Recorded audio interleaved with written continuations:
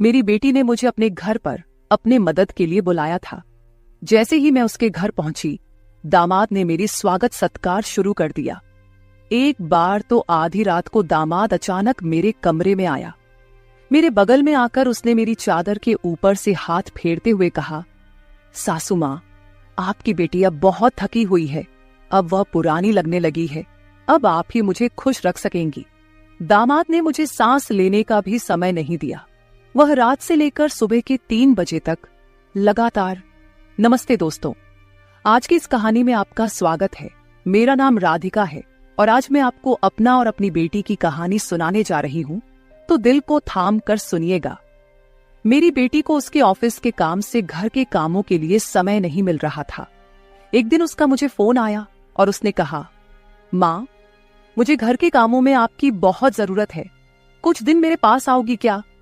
बेटी की चिंता में मैं तुरंत उसके घर चली गई। मुझे देखते ही बेटी से ज्यादा दामाद खुश हो गए। वे मेरी इतनी सेवा सत्कार क्यों कर रहे थे, ये मुझे समझ नहीं आ रहा था। लेकिन दामाद अचानक से बदल गए थे। मुझे देखते ही मेरी बेटी ने मुझे गले लगाया। उसके पीछे दामाद ने भी मुझे गले लगाया। इससे पहले उन्होंने कभी मुझे इस तरह से गले नहीं लगाया था। अचानक उनमें इतना बदलाव कैसे आ गया, ये मेरी समझ में नहीं आया। जब दामाद ने मुझे गले लगाया तो मुझे बहुत शर्म महसूस हुई। मेरी बेटी सरिता ने अपने पति के इस व्यवहार पर ध्यान भी नहीं दिया। जैसे ही मैं बेटी के घर पहुंची, उसने मुझसे कहा कि वह मेरे हाथों से बनी उसकी पसंदीदा सब्जी खाना चाहती है। आते ही मैं फ्रेश होकर बेटी के किचन में चली गई। उस रात दामाद और बेटी दोनों बड़े चाव से खाना खा रहे थे। खाना खत्म होते ही सरिता बोली, माँ, आज आपके हाथ का खाना खाकर बहुत अच्छा लगा। उसके कहने पर दामाद ने भी हामी भरते हुए कहा, मुझे तो ऐसा लग रहा है जैसे बहुत दिनों बाद पेट भरकर खाया हो। दामाद ने मेरी तारीफ किया तो सरिता ने अपने पति को गुस्से से देखना शुरू कर दिया। वह बोली, सुमित, मेरी माँ के सामने मेरी बुराई मत करो। तुम ऐसा बोल रहे हो जैसे मैं रोज खाना बनाती ही नहीं हूँ। क्या तुम रोज बाहर मेस में खाते हो? उन दोनों के बीच तू मैं शुरू हो गई। तब मैंने दोनों को शांत करते हुए कहा, सरिता, छोटी छोटी बातों को बड़ा मत बनाओ। दामाद तो बस मजाक में तुम्हारे सामने मेरी तारीफ कर रहे होंगे। वैसे भी रोज तो मैं यहाँ नहीं रहती, तुम ही अपने पति का ख्याल रखती हो। शायद वे सिर्फ हंसी मजाक कर रहे हो। मैंने अपनी बेटी से यह कहा क्योंकि मैं दामाद को कुछ कह नहीं सकती थी। खाना खत्म होते ही सरिता हाथ धोकर अपने कमरे में चली गई। मैं डाइनिंग हॉल साफ करने लगी। मेरी मदद के लिए दामाद थे। वे बोले, सरिता को तो कोई परवाह ही नहीं है। माँ, इतने दिनों बाद आप घर आईं, फिर भी वह पहले ही दिन से आपके ऊपर सारा काम छोड़कर मोबाइल लेकर कमरे में चली गई। यही तो रोज का हाल है। दामाद की बात से सहमत होकर मैंने डाइनिंग टेबल से बर्तन उठाए। तभी दामाद भी मेरी मदद के लिए किचन में आ गए। किचन से जाते वक्त दामाद ने अचानक मेरे हाथ पकड़ लिए। फिर दामाद जी बोले, सासू माँ, सच में आपके हाथों में जादू है। आपके हाथ का खाना खाकर मन बहुत प्रसन्न हो गया। आगे भी मुझे आपके इस तरह के अलग अलग रूप देखने को मिलेंगे। मेरा न कोई साला है और न कोई साली। मेरे ससुराल में तो आप ही एक हैं। अब चाहे साला, साली और बहनोई की हंसी मजाक हो या सासू माँ की देखभाल, ये सभी रिश्ते आपको ही निभाने हैं। अब मैं आपको यहां से जल्दी जाने नहीं दूंगा। मुझे दामाद का प्यार समझ में आया, लेकिन इसके पीछे उनका क्या मकसद था, इस पर मैंने ज्यादा गहराई से सोचा नहीं था। इसी तरह कुछ दिन और बीत गए। मुझे बेटी के घर आए कुछ ही दिन हुए थे। तभी मैंने महसूस किया कि उन दोनों पति पत्नी के बीच कुछ ठीक नहीं था। लगातार 3 दिन से मुझे रात को उनकी बड़बड़ाहट और दामाद की आवाज उनके कमरे से सुनाई दे रही थी। वह बात प्रेम की तो बिल्कुल नहीं थी। उन दोनों के बीच कुछ गड़बड़ थी, ये मुझे साफ महसूस हो रहा था, क्योंकि जब से मैं वहां आई थी मैंने उन्हें कभी साथ में हंसते खेलते नहीं देखा था। एक दिन शाम को सरिता ऑफिस से जल्दी घर आ गई। उसे घर पर देख मैं 2 कप कॉफी लेकर उसके कमरे में चली गई। मुझे उससे थोड़ी बात करनी थी। कॉफी का बहाना लेकर मैं उसके कमरे में गई। मैंने उसके हाथ में कॉफी का कप दिया, लेकिन वह मुझसे बात करने के बजाय मोबाइल में व्यस्त थी। तब मैंने उसका मोबाइल खींचते हुए बोली, सरिता, क्या मुझे यहाँ बुलाने का मकसद यही है कि मैं तुझे मोबाइल खेलते हुए देखूं? मैं आई हूं और तू मुझसे 2 मिनट भी बैठकर बात नहीं कर रही। अरे 2 शब्द मां से तो बोल, और अगर तुझे बात नहीं करनी तो मुझे तुझसे बात करनी है। जैसे ही मैंने उसका मोबाइल छीन लिया, उसका ध्यान मेरी ओर हो गया। वह बोली, बोलो मां, तुम्हें मुझसे क्या इतना जरूरी बात करनी है? तब मैंने उससे कहा, सरिता, तू खुद को इतनी कूल दिखाती है, क्या सच में तू वैसी ही है? क्या सच में तुम्हारे घर का माहौल इतना कूल है? मेरी बातों पर सरिता के चेहरे पर एक सवालिया निशान उभर आया। वह बोली, मां, तुम क्या बोल रही हो? मुझे तो कुछ समझ में नहीं आ रहा। जो बोलना है सीधे बोलो। अब तुम टीचर नहीं हो और ना मैं तुम्हारी स्टूडेंट, जो तुम मुझसे इतने सख्ती से बात कर रही हो। सरिता के कंधे पर हाथ रखकर मैंने उससे कहा, अरे पिछले 3 दिनों से रात को मुझे तुम्हारे कमरे से तुम दोनों की बड़बड़ाहट सुनाई दे रही है। क्या तुम दोनों के बीच सब कुछ ठीक है? अभी तुम्हें बच्चा भी होना है। अभी से ही तुम्हारे बीच अनबन शुरू हो गई है। अभी तो तुम्हें साथ में पूरा जीवन बिताना है। ये सही तरीका नहीं है। मेरी बातों का जवाब देते हुए सरिता बोली, मां, मुझसे कहने के बजाय समीर से कहो, क्योंकि हमेशा वही झगड़ा शुरू करता है। उस दिन भी देखा ना, कैसे वह खाने की टेबल पर मुझे कुछ भी बोल रहा था। फिर वह बोली, मां, अब तुम ही बताओ, मैं ऑफिस में भी थक जाती हूं। ऊपर से घंटों ट्रैफिक में फंसकर घर आना पड़ता है। अब 3 दिन से तुम घर आई हो तो मुझे थोड़ी राहत मिली है, नहीं तो रोटियां बेलते वक्त भी मेरी आंख लग जाती थी। अब इतनी थकान के बाद भी मैं समीर को कैसे समय दूं? समीर तो कुछ समझने को तैयार ही नहीं है। और वैसे भी तुम्हें यहां बुलाने का आइडिया उसी का था। वह कह रहा था कि सासू मां के आने से तुम्हें भी थोड़ा आराम मिलेगा। तुम यहां आई हो तो उसकी खाने की शिकायतें भी थोड़ी कम हो गई हैं। नहीं तो हर बात में ये ऐसा और वो वैसा ही चलता रहता था। तुम्हें बुलाने से पहले वह कह रहा था कि जब मेरी सासू मां आएंगी तो मैं उनसे सारी ख्वाहिशें पूरी करवाऊंगा। अब तुम्हारे दामाद को तुमसे क्या ख्वाहिशें पूरी करवानी है, ये तुम ही देख लो। उसकी शिकायतों से तो मुझे थोड़ी राहत मिल गई है। सरिता की बातें सुनकर मुझे लगा कि सच में उसे काम से समय नहीं मिल पाता होगा, इसलिए समीर को खाने पीने की परेशानी हो रही होगी, और शायद इसलिए उन्होंने मुझे कुछ दिनों के लिए बुला लिया होगा। लेकिन दामाद को मुझसे और भी ख्वाहिशें पूरी करवानी थीं, इसका मुझे कोई अंदाजा नहीं था। सरिता की बातें सुनकर मुझे लगा कि उनके बीच सामान्य झगड़े हैं जो वे खुद सुलझा लेंगे। इसीलिए आगे मैंने सरिता को और नहीं समझाया। जैसे ही मैं उसके कमरे से बाहर निकली, मुझे दामाद की गाड़ी का आवाज सुनाई दिया। उस दिन समीर भी जल्दी घर आ गए थे। उन्हें घर में देखकर मैंने कहा, आज आप जल्दी आ गए, चलो अच्छा हुआ। आज तुम दोनों बाहर जाकर डिनर कर लो, घर में संभाल लूंगी। उन्हें थोड़ा बाहर घूमने फिरने का मौका मिलेगा, इसलिए मैंने उन्हें डिनर के लिए बाहर जाने को कहा। लेकिन दामाद ने कहा, सासू मां, होटल जाने की जरूरत नहीं है। आज मेरे बॉस का 50वां जन्मदिन है। बॉस ने जन्मदिन के मौके पर एक 5 स्टार होटल में पार्टी रखी है और हमें खास तौर पर उस पार्टी में बुलाया गया है। समीर की बात सुनकर मैंने कहा, अरे वाह, तो फिर तुम दोनों जल्दी से अच्छे से तैयार हो जाओ और साथ में पार्टी में जाओ। तब दामाद जी बोले, सासू मां, हम दोनों अकेले नहीं जाएंगे। बॉस ने पूरे परिवार को बुलाया है और आप भी हमारे परिवार हैं, इसलिए आप भी हमारे साथ चलो। तब सरिता भी मुझसे जिद करने लगी। उसने कहा, मां, घर पर तुम अकेले बैठी क्या करोगी? तुम भी हमारे साथ चलो, तुम्हें भी अच्छा लगेगा। एक तो जब से तुम यहाँ आई हो, मैं तुम्हें कहीं बाहर घुमाने भी नहीं ले जा पाई। मैं छुट्टी लूंगी तो लूंगी, पर अभी तो तुम हमारे साथ बाहर चलो, कम से कम तुम्हारा भी मन थोड़ा हल्का हो जाएगा। उन दोनों का इतना जोर बढ़ गया कि मुझे भी उनके साथ जाने के लिए तैयार होना पड़ा। मैं हमेशा कहीं भी जाती थी तो अपने साथ 1-2 पार्टी वियर कपड़े रखती थी। इस बार भी मैंने पिंक रंग की नेट वाली साड़ी साथ रखी थी। मैंने वही साड़ी पहनकर अच्छे से तैयार होकर कमरे से बाहर आई। जैसे ही मैं बाहर आई, दामाद मुझे लगातार देखने लगे। वो मुझे ऊपर से नीचे तक नजर फेरने लगे। उन्होंने कहा, आज आपको सासू माँ कहने में मुझे शर्म आ रही है, क्योंकि आप किसी भी तरह से उम्रदराज नहीं लग रही हैं।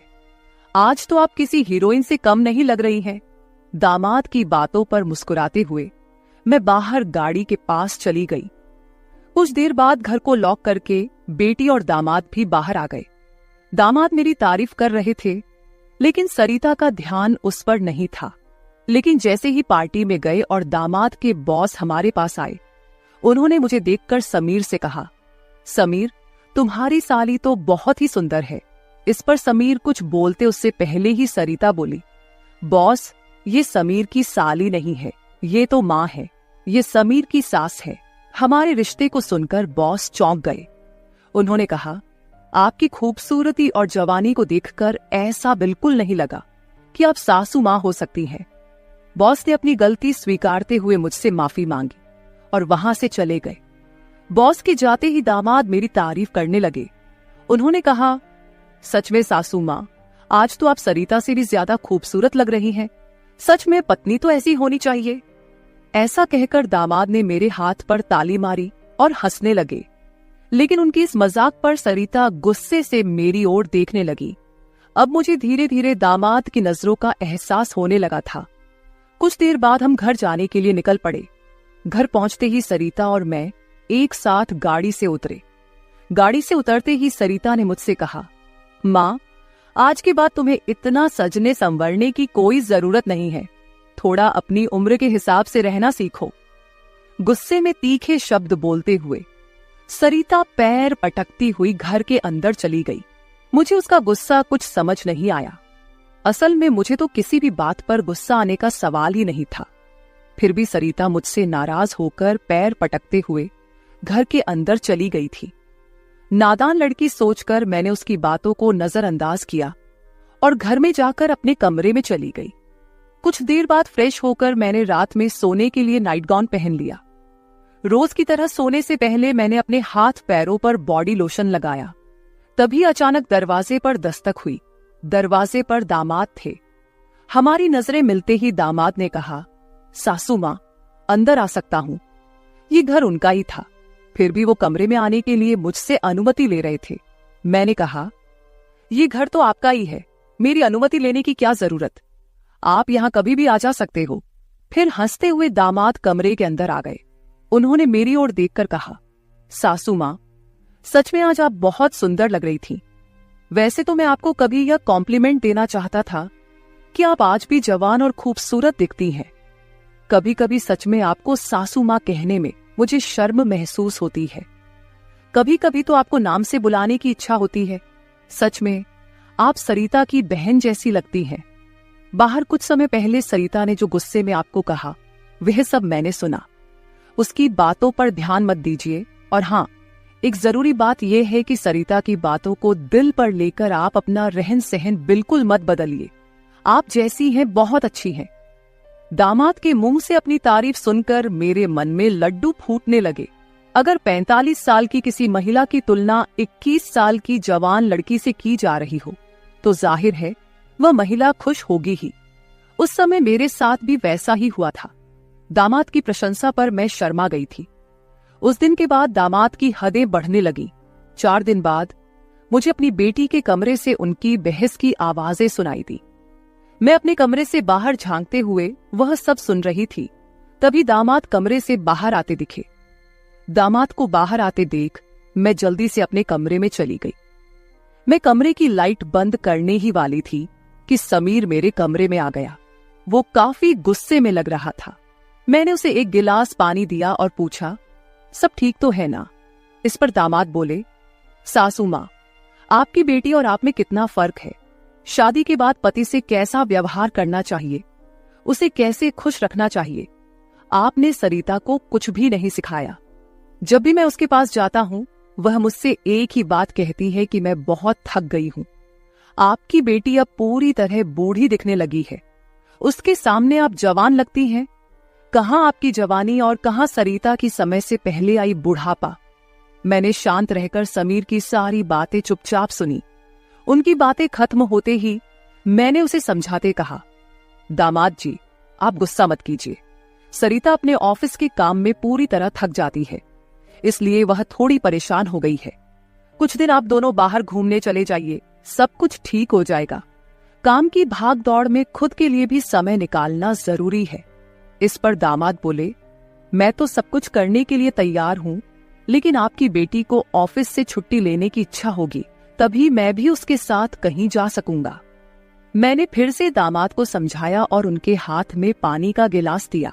दामाद से बात करते हुए अनजाने में मेरा हाथ उनके पैर पर रख दिया गया। अचानक दामाद ने अपने पैर पर रखा मेरा हाथ अपने हाथ से पकड़ा और मेरे हाथ से गिलास को एक ओर रखते हुए दूसरे हाथ से मेरे चेहरे से बाल हटाकर बोले, सासू माँ, आप सच में बहुत सुंदर हैं। आपको देखकर तो सरिता को देखने की इच्छा ही नहीं होती। कहाँ आपके चेहरे का तेज और कहाँ सरिता की झुर्रियां। दामाद मेरे सामने मेरी बेटी की बुराई कर रहे थे। मैंने उन्हें कहा, आप मेरी सुंदरता की तारीफ कर रहे हैं, इसके लिए धन्यवाद, लेकिन जिस लड़की के बारे में आप बुरा भला कह रहे हैं वह मेरी बेटी है, ये मत भूलिए। दामाद बोले, सासू माँ, मैं कुछ गलत नहीं कह रहा हूं, जो सच है वही कह रहा हूं। अब सरिता बूढ़ी दिखने लगी है तो क्या करूं? आपके सामने वह सच में फीकी पड़ती है। आपकी सुंदरता बेहद मनमोहक है। बोलते बोलते दामाद की नजर मुझ पर टिकने लगी थी। तब मैंने उनसे कहा, अब काफी रात हो गई है, आपको जाकर सो जाना चाहिए, नहीं तो सरिता यहाँ आ गई तो वह और नाराज हो जाएगी। मैंने दामाद को जैसे तैसे अपने कमरे से बाहर किया, नहीं तो वह रात भर मेरे कमरे में ही बैठे रहते। खैर, जो भी हो, लेकिन समीर ने मेरी जो प्रशंसा की वह मुझे बहुत पसंद आई। अगले दिन शाम को जब दामाद ऑफिस से घर आए तो उन्होंने कहा, सासू माँ, कल मुझे 2 टिफिन पैक कर दीजिए, और वो भी भरकर। जब से आप मेरा टिफिन बना रही हैं, ऑफिस में मेरी क्रेडिट कुछ ज्यादा ही बढ़ गई है। मेरे दोस्त रोज मेरे टिफिन की तारीफ करते रहते हैं, और आज तो मेरे बॉस ने भी मेरी तारीफ की। सबको लगा कि मेरी पत्नी ने इतना अच्छा खाना बनाया है, लेकिन मैंने सबका भ्रम दूर कर दिया और उन्हें बताया कि यह जादू मेरी पत्नी के हाथों में नहीं, बल्कि मेरी सासू माँ के हाथों में है। कल मेरे बॉस ने आपसे टिफिन मांगा है, और हाँ, टिफिन के साथ आप भी अच्छे से तैयार रहिएगा, क्योंकि बॉस ने आपको भी मिलने के लिए बुलाया है। मेरे दोस्तों को भी आपसे मिलने की इच्छा है। दामाद मेरी तारीफों के पुल बांध रहे थे, तभी सरिता वहीं बैठी थी। बातें करके समीर डाइनिंग हॉल से बाहर चले गए। मैं भी किचन में रात का खाना बनाने जाने लगी। तभी सरिता ने कहा, माँ, तुम्हें अपने दामाद के सामने ज्यादा कूल बनने की कोशिश नहीं करनी चाहिए। मैंने तुम्हें उसी दिन समझाया था कि तुम्हें अपनी उम्र के हिसाब से रहना चाहिए। अब ना तुम नौकरी करती हो, ना पापा है, तो तुम्हें इन सब नखरों की क्या जरूरत है? कल तुम समीर के ऑफिस जा ही रही हो, तो एकदम साधारण और सादगी से जाओ। मुझे तुम्हारा यह टाप टिप रहना बिल्कुल अच्छा नहीं लगता। मेरी अपनी बेटी मुझ पर हुक्म चलाने लगी थी। उस समय मुझे सरिता की बातों पर बहुत गुस्सा आया। मैंने उससे कहा, सरिता, उस दिन मैंने तुम्हें बच्चा समझकर कोई जवाब नहीं दिया, लेकिन अब तुम्हारी हिम्मत बढ़ती जा रही है। याद रखना, मैं तुम्हारी माँ हूं, ये मत भूलना। मुझसे बात करते समय अपनी जुबान का ख्याल रखो। एक बात तो तुम्हें भी अच्छे से पता है कि मुझे हमेशा से टापटिप रहने की आदत है। मैं अपनी आदत किसी के कहने से नहीं बदलूंगी। इंसान जितना अच्छा रहता है उतना ही फ्रेश दिखता है, यही मेरा मानना है। तुम चाहे कुछ भी कहो, मैं अपनी रहन सहन नहीं बदलने वाली। अगर किसी को बदलना है तो तुम खुद को बदलो, अपना चिड़चिड़ा स्वभाव बदलो। कभी कभी तो मुझे लगता है कि तुम मेरी ही बेटी हो या नहीं। उस दिन पहली बार मैं अपनी बेटी से इतने गुस्से में बात कर रही थी। इससे पहले सरिता ने भी कभी मुझसे इतने कटु शब्दों में बात नहीं की थी। इसलिए उससे गुस्सा होकर मैं किचन में चली गई। उस रात खाना खाते समय भी मैंने किसी से बात नहीं की। अगले दिन दोपहर के 1 बजे के बाद मुझे मेरे दामाद का फोन आया, तो मैं तैयार होकर उनके ऑफिस जाने के लिए निकली। शाम को मैं और समीर साथ ही घर लौटे। मुझे और समीर को साथ देखकर सरिता और भी ज्यादा नाराज हो रही थी। अब मुझे उसकी नाराजगी से कोई फर्क नहीं पड़ता था। वो तो अपने पति को भी खुश नहीं रख पाई थी। मैंने भी अब उससे किसी तरह की कोई उम्मीद नहीं रखी थी। लेकिन इधर मेरे दामाद अब मुझसे बहुत अच्छे से पेश आने लगे थे। हर 2-3 दिन में वो मुझसे कहते कि उनके ऑफिस में उनके दोस्तों ने या कभी उनके बॉस ने मुझसे मिलने के लिए बुलाया है। उस दिन भी सुबह नाश्ता करते समय दामाद ने मुझसे कहा, सासू माँ, घर के सारे काम जल्दी निपटा लीजिए क्योंकि आज भी आपको ऑफिस जाना है। मैंने उनकी बात पर सहमति जताई। जैसे ही समीर ऑफिस के लिए निकले, सरिता ने मुझे घेर लिया। उसने कहा, माँ, मैं कुछ दिनों से देख रही हूँ, रोज तुम अपने दामाद के ऑफिस जा रही हो, शाम को उनके साथ हंसती खेलती घर लौटती हो। अब भी तुम दोनों में सास दामाद का रिश्ता बरकरार है या फिर सीमाएं पार हो गई हैं? उस समय सरिता कुछ ज्यादा ही बोल गई थी। मैंने उस पर जोर से चिल्लाई, फिर भी उसे कोई फर्क नहीं पड़ा। उसने कहा, मुझ पर चिल्लाने की बजाय एक बार यह सोचो कि तुम्हारा और तुम्हारे दामाद का रिश्ता किस मोड़ पर जा रहा है। अगर मेरी बात समझ में नहीं आई तो तुम यहां से जा सकती हो। उसकी बातें सुनकर मेरी आंखों से आंसू बहने लगे। मेरे आंसुओं की परवाह किए बिना सरिता ऑफिस चली गई। उसके बाद 5 घंटे बीत गए, लेकिन मैं अपने कमरे में बैठी आंसू बहाती रही। समीर के लगातार फोन आ रहे थे, लेकिन मैंने फोन उठाने से इनकार कर दिया। 5 घंटे बाद मैंने खुद को संभाला और अपना बैग पैक करने लगी। जैसे ही मैं सरिता के घर से निकलने लगी, दरवाजा खोलते ही मैंने देखा कि बाहर मेरा दामाद गाड़ी पार्क कर रहा था। मुझे अचानक जाता देख उन्होंने मेरा हाथ पकड़ा और सीधे घर के अंदर ले आए। कमरे में पहुंचते ही समीर ने मेरा बैग खाली कर दिया। वह बोले, सासू मां, ये क्या हो रहा है? आप बिना कुछ कहे यहां से क्यों जा रही हैं? मैंने उन्हें सरिता की बात कुछ नहीं बताई।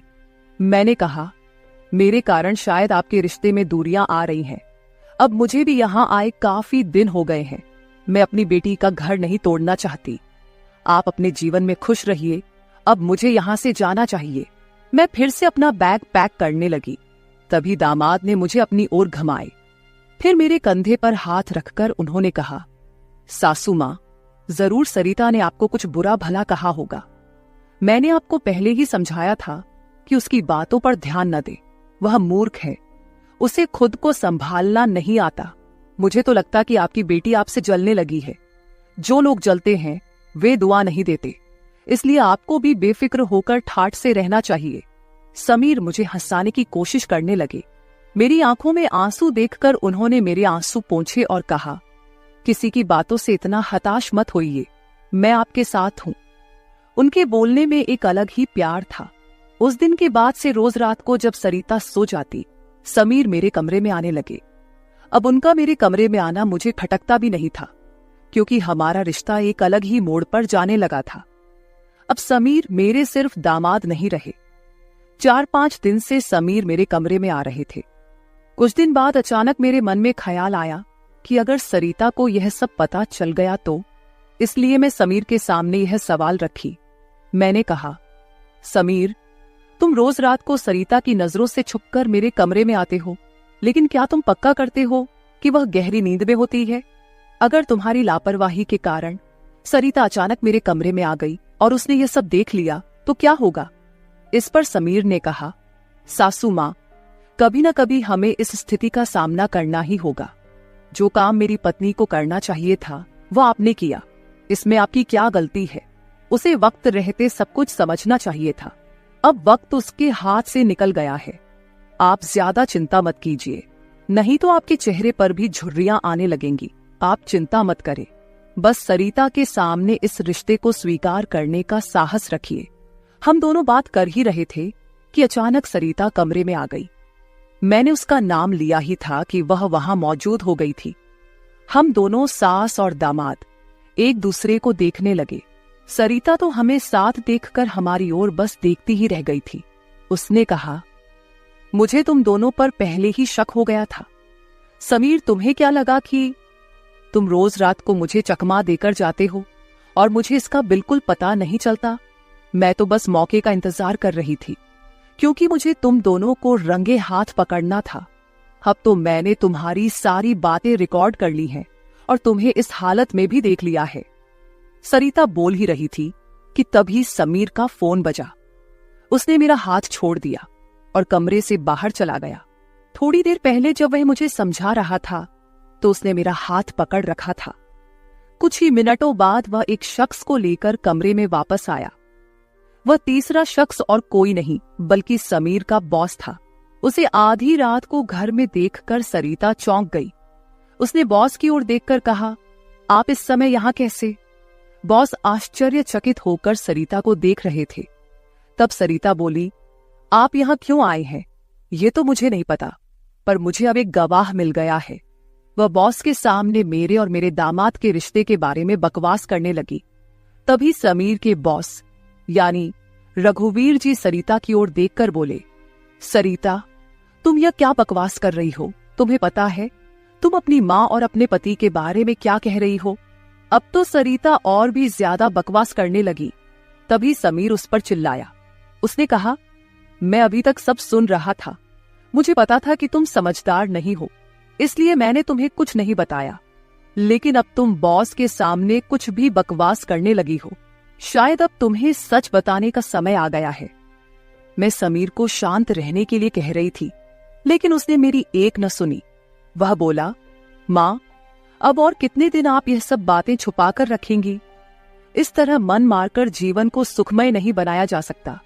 जीना है तो खुले दिल से जियो। आपको किसी से डरने की जरूरत नहीं है, क्योंकि आपने कोई अपराध नहीं किया। समीर ने सरिता से कहा, सरिता, पिछले कुछ दिनों से मैं इस कमरे में आ रहा हूं, ये सच है, लेकिन मैं इस कमरे में क्यों आ रहा था, इसका कारण वो नहीं है जो तुम सोच रही हो। इसका असली कारण कुछ और ही है। मैं यहां इसलिए आता था ताकि अपने बॉस को तुम्हारी माँ के कमरे में सुरक्षित छोड़ सकूं। मैं तुम्हारी माँ के साथ नहीं बल्कि मेरे बॉस होते थे। जिस दिन हम बॉस के जन्मदिन की पार्टी में गए थे, उस रात जब हम पार्टी से घर लौटे थे, तो मैंने तुम्हारी माँ को उनके कमरे में रोते हुए देखा था। उसी रात बॉस ने मुझसे तुम्हारी माँ का फोन नंबर भी लिया था। उस रात बॉस बार बार तुम्हारी माँ को फोन कर रहे थे। उस रात जब मैं अचानक तुम्हारी माँ के कमरे में गया, तो मैंने उनके फोन में बॉस के कई मिस्ड कॉल देखे। अगले दिन मैंने बॉस से इस बारे में पूछा, तभी मुझे सच्चाई पता चली। एक समय था जब तुम्हारी माँ और बॉस एक ही कॉलेज में पढ़ते थे।